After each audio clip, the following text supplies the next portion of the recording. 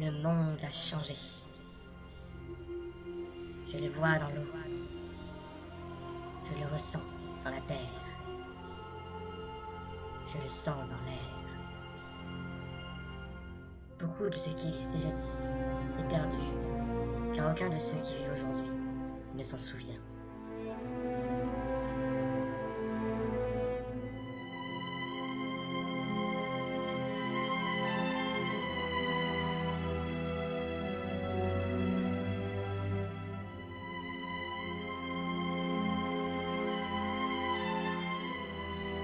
Tout commença lorsque les grands anneaux furent forgés. Ces bulles enchantées avaient un je ne sais quoi d'irrésistible et étaient bien évidemment pétés de pouvoir. Des anneaux. Pourquoi des anneaux après tout? C'était les 70s. Le monde était kitsch. Et qu'à regarder Land avec son espèce de torque qu'il a dû shipper à Woodstock. Voilà pourquoi des anneaux. Les gens étaient pas forcément très malins. Pas plus qu'aujourd'hui d'ailleurs. C'est bien ça le problème. Je suis là comme un con. Un conseil qui ne me concerne en rien, entouré de nains à l'œil torve, d'elfes coincés du cul à l'air solennel, et d'hommes qui bombent le torse. Ou plutôt qui bombent leur bourrelet. Ils sont bien nourris, les Gondoriens. Ça, y a pas photo. C'était pas comme nous, les rôdeurs. Nous, on chasse. On n'est pas comme ces tapettes sudistes là, à le planche-neige dans leur cité à fin de montagne là. Nous, on a les couilles, merde. Enfin, voilà que je me perds. J'en étais où? Ah ouais, les 70s. Il y a ces cons d'elfes là, avec les autres dirigeants de chaque race qui voulaient leur petit truc bling bling.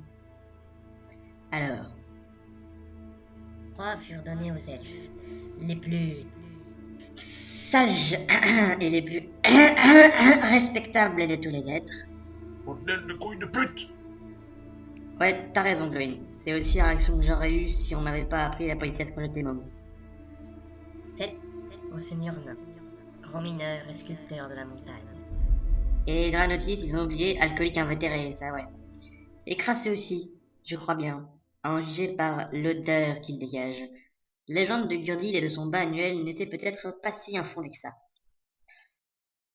Et 9 anneaux furent donnés aux hommes, qui par-dessus tout désiraient le pouvoir. Qu'est-ce que je disais? Encore ces putains de Gondoriens. Ils servent à rien, je vous dis. Regardez-le, là, ce bobo de Boromir avec ses grands airs de seigneur de l'ancien temps. Pfff, mais qu'est-ce que je fous là? Ah ouais, je vous raconte, c'est vrai. Alors que ces chacals d'elfes savaient, ou ont su, c'est qu'en fait, celui qui leur apprenait à forger ces magnifique ou merveilleuses petites choses, c'était Sauron, le méchant, vous savez. Il était déguisé et tout. Enfin, je sais pas où il avait pu planquer son armure, ça devait faire tâche. Mais comme je vous disais, l'intelligence n'est pas l'apanage de la Terre du Milieu. Ça non. Et donc, les anneaux des nains et des hommes, paf pouf puf dans le baba. Il avait du pouvoir sur eux. Les elfes, comme à leur habitude, ils se sont planqués pour faire leur petite cochonnerie en secret et ont fabriqué les leurs, loin de Sauron et de son influence. Puis après, le tonton Sauron, comme il est pas con, il a forgé son anneau à lui. Anneau, pas un anneau, pardon. Mais voilà. Dans sa méga forge volcan de la mort, si t'as vu RPZ le Mordor, à mon Amar, la montagne du destin, trop tard, c'est tout. Il a fait son propre anneau, unique. Bizarrement, c'était bien le sien qui avait le plus de classe. Et cet anneau-là, il avait le pouvoir d'asservir tous les autres. En tant que rôdeur, on nous apprend cette espèce de poésie à la mort moelleux, là, Aznag, machin chose. Mais en gros, ce petit filou, il voulait enténébrer le cul de tous les seigneurs. Les nains, j'avoue, ils ont l'air de demander que ça. Ils dégagent tous un fort relent d'homosexualité latente. Et les hommes, comme d'habitude, il y a un courant d'air qui les traverse du cul au cerveau quand ils baillent, quoi. Donc bon. Et voilà où on en est aujourd'hui. Je me pèle les miches parce qu'un marmot, un marmot avec des pieds énormes et poilus, il a vraiment besoin d'une épilation et d'une French manicure. Et oh my god, j'imagine même pas l'état capillaire de son entrejambe. a retrouvé l'unique. Au début, je m'étais bien marré. Ça ressemblait à une mauvaise blague. Mais non. Maintenant, je l'ai devant moi. Et c'est pas une blague. Il est là, tout doré et tout rond, et tout le monde le regarde avec soit le regard coquin, soit le filet de bave sur le menton. Je crois que je suis le seul à pas fantasmer dessus. Quoique Gandalf s'endort sur son siège. Le tout n'a pas encore commencé, personne ne parle. On se croirait au nouvel an à Fornost à jouer à cache-cache dans les ruines. Tout le monde se fait chier. Et Aragorn trépine sur son siège. Je le vois réprimer une nouvelle crise de masturbation compulsive alors qu'il fronce encore plus des sourcils d'un air grave, devant tout le monde pour montrer que l'heure est grave. Je vois le petit gars aux pieds poilus, qui louche et qui sourit, montrant joyeusement ses dents du bonheur et babillant comme un gamin. Et Gandalf, qui s'est finalement réveillé et qui essaie de contenir la petite créature qui a apparemment furieusement envie de courir vers les elfes, qui le regardent avec dégoût. L'attente était horriblement interminable.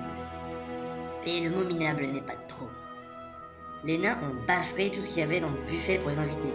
Et moi, qui suis évidemment arrivé en retard parce que moi, j'étais en mission, à me bouger le cul pour la table du milieu, eh ben, je crève la dalle, à écouter tous ces abrutis brailler leur mécontentement alors qu'ils sont bien mieux lotis que moi. Putain, les claques qui se perdent. Putain de couilles que je me fais chier. Puis d'un coup, enfin, sans crier gare, ça commence. Et là, je soupire d'aise comme après le plus gros des orgasmes de ma vie d'une dame. Et voilà qu'en à peine 2 minutes, 2 putains de petites minutes, ils se mettent à se gueuler dessus et à se sauter à la gorge. Le môme a sauté sur les godasses et dévore sa jambe de petits morceaux de bébé. Quoi ce truc? Gandalf se masse les Oh dents. non, arrêtez. Gimli tente de se lever, mais sa barbe est coincée dans les tresses du dos de sa chaise. Ah, Glowin a perdu tout sens commun. Il est debout sur la table et commence à se dessaper. Aragorn est parti soulager le scrotum derrière une colonne. c'est quel Les elfes se sont mis à scander des phrases plates et molles. Des phrases d'elfes, quoi. Et Elrond a un bug. Du genre, son fond affiche un joyeux erreur 404, avant d'aligner son pouce cri de pièce. Mais alors que tous se disputent pour savoir ce qu'il faut faire du petit piercing de troll, le petit gosse s'est calmé, a essuyé son filet de bave et a clamé devant tout le monde qu'il allait apporter l'anneau en Mordor. Haha, lol! Quelque chose à dire, Bérune? Non, tout va bien. Je pouvais pas fermer ma gueule, sérieux. Mais ce mot est sorti une telle connerie. Il allait se faire bouffer avant même de rentrer dans le pays de Dain. Puis je me suis dit que là était ma chance. Une aventure trépidante affrontant les cruels assauts de la mort pour protéger le petit bout de chou et son bibelot brillant. C'était le moment de sortir une phrase classe comme « Si par ma vie ou ma mort je puis vous défendre, je le ferai. » Ou même « Mon épée est vôtre. » Un truc comme ça. Alors, je le sens bien et tout, je me lève, je fais un pas. Si par contre... Dégage, on laisse passer les héros. Si par ma vie ou ma mort je peux vous protéger, je le ferai. Mon épée est vôtre. Ce sale PD m'a volé mon texte, m'a volé ma gloire. Cette espèce d'enculé, je vais me le faire, bordel de merde. Oh, tu vas te calmer, oui. On a compris, Calimero. T'es vert parce que beau gosse a décidé qu'il fallait plutôt qu'un héros ait une bonne plastique pour figurer dans une mission si importante. On peut pas tous naître avec un physique de rêve. Alors assume et viens. On va se suicider dans un cabinet, comme 2 amants maudits. Toi et tes idées macabres, vous pouvez aller vous faire foutre, compris? Mais c'est l'idée, mon doux ami, c'est l'idée. Mais bon, la mort ne bougera pas ce soir, en tout cas. Ça va, il est pas non. Déjà que j'aimais pas beaucoup les elfes, maintenant je leur pire rejeton devant les yeux. Mais vos gueules, putain. Sérieux, vous me méprisez. Je vous connais à peine. On mange juste une choupine ensemble. Et vous me donnez déjà envie de me couper moi-même la tête. Ah, enfin une idée positive comme je les aime. C'est assez pitoyable, je suis d'accord.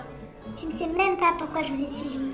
Ma place est au Gondor, à défendre ma famille et mon peuple, pas à tergiverser avec des mange-merde dans votre genre dans une auberge miteuse du pays de Dain.